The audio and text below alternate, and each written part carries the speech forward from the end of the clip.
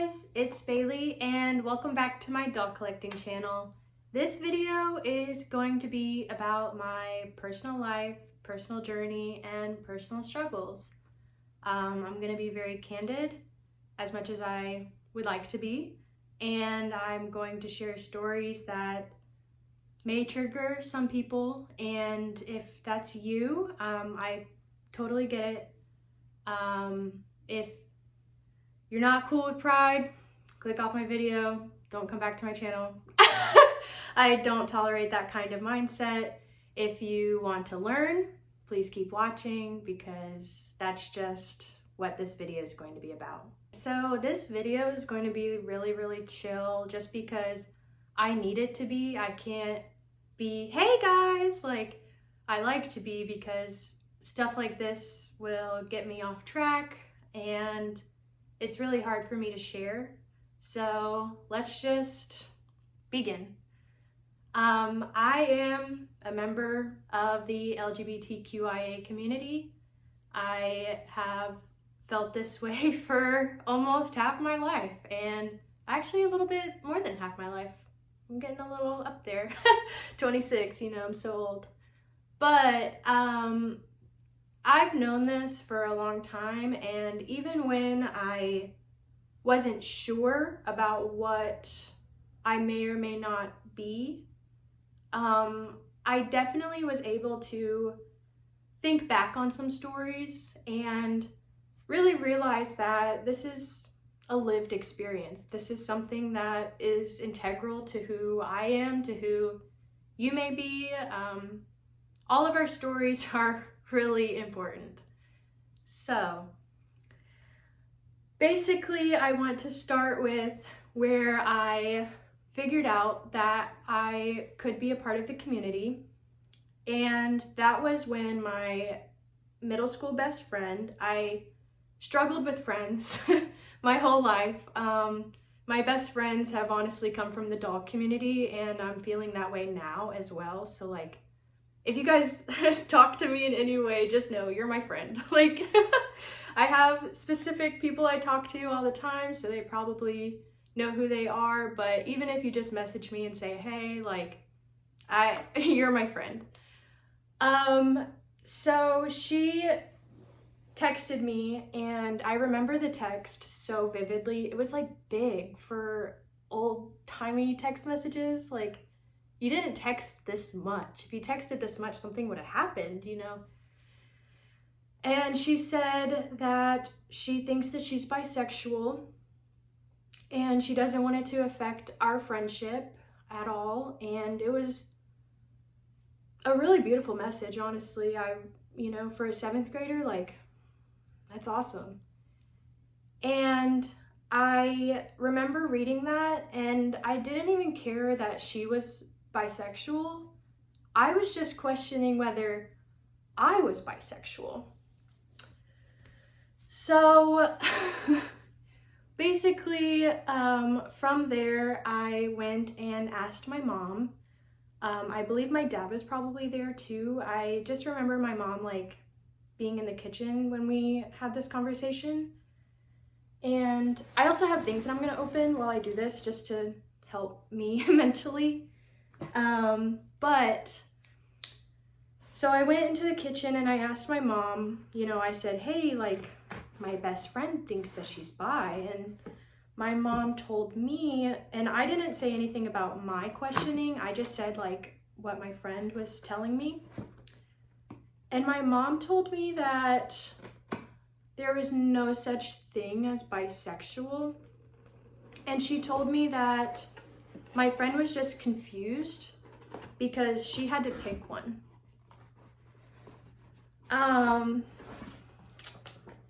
And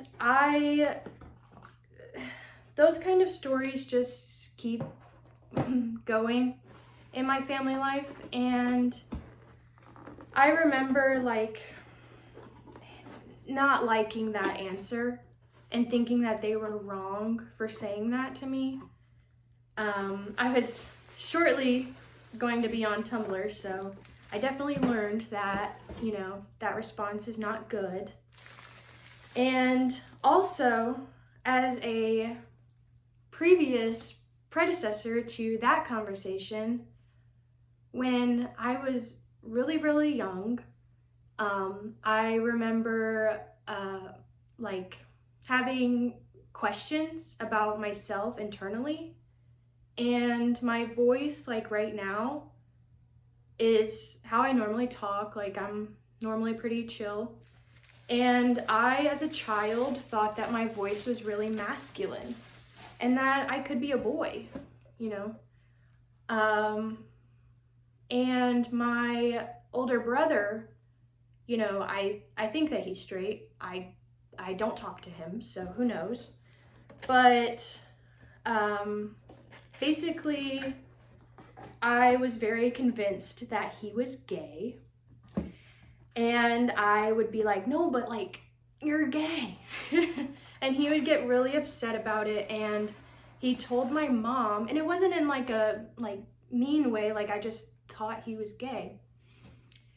And my mom told me, I remember this too, that like, I remember where it was and everything, that being gay was not a good thing to call somebody, and that it was a bad thing, similar to like bitch, or, you know, like it was just a bad thing to call somebody. And I think I took that advice and ran with it, as toxic as that may be. I'm like shaking telling this story. So I had bullies in elementary school, and I didn't know how to deal with it. I was watching Family Guy, and I don't know how it is now. I haven't watched it in probably 10 years, but they would use gay, queer, F word in Family Guy, and I think I took that advice in Family Guy and kind of like ran with it and started calling my bullies gay slurs. And I'm like, what the heck, right? But I think that went on for like a week, and then they told my teacher, and I am so grateful for this teacher because she's such a strong person for this. So before I went out to recess, like the other teacher had taken the class to recess, and my teacher wanted to talk to me, and I was really nervous. And she told me that, and I remember her like standing up, like, because I was a kid, you know, and she like bent down and was talking to me. And she said that that was not an okay thing to call somebody, and it was different than how my mom put it. And she said that her brother was gay and that she loves him and she thinks he's a good person. And those words are really hurtful to people like that. And so I think that was the first time that I ever really realized that being gay was okay. And so when my friend came out to me and my parents told me that, I was like, you know, so I definitely knew that my parents were wrong for saying that, and it didn't stop there with my parents. I would mainly say my mom, but if you're a two-party parental system, I think, you know, you're a two-party parental system. So, basically, there were other conversations with my mom, and she would basically invalidate my experience and tell me that if I was gay, my life would be significantly harder, and she just doesn't want that for me. She also told me, this is like one of the harder things for me to think about, because my mom was really not kind to me. I would get physically beat up and berated and things like that. And so my mom told me that if I was gay, she would still love me. And I remember thinking, like, that's so nice. But it was followed with a punch of, but I would love you less. She didn't physically punch me, but she did hit me other times, just not this scenario. And so that was also the first kind of time that I realized that my mom's love was conditional. And I would love to say that that's my only story with it, but it's really not. There was one time I was at the orthodontist and my mom had forgotten her phone, and she made me give her my phone.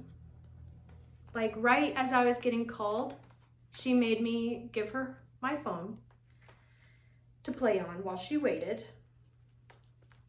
And I had just had a conversation about being gay to one of my really close guy friends. And to be more direct, I would say that I am biromantic or panromantic and demisexual. I would like to be, like I'm attracted to lots of different people, but I need to be in love with you to even think about the nasty or anything like that. That's just me, and maybe you might identify with that, maybe you don't, and that's okay. Oh, this has a working button. It's so cool. This is Lainey's butterfly outfit. I've wanted it for a very long time. And so my mom took my phone and we went out to the car, and I could tell that there was something wrong. And when we got in the car, we were driving and we were about 20 minutes from where we lived. And my mom had read the text messages, so I don't know why, it was like this, but she basically made me tell her if I was gay or not. And she, while we were in the car together, so, most people sit normally like this in their seat. She was like this, driving and looking at me. And she basically made me deny myself again. And there was a time when I was 18 and I wasn't living with her, and I decided that I was gonna come out, and there was just a comment she made that I was like, I'm going to say, I like girls. Like, why are you saying this? And she told me that I needed to tell my grandmother, and then quickly said, no, don't tell your grandmother, and kind of like forced me back into the closet.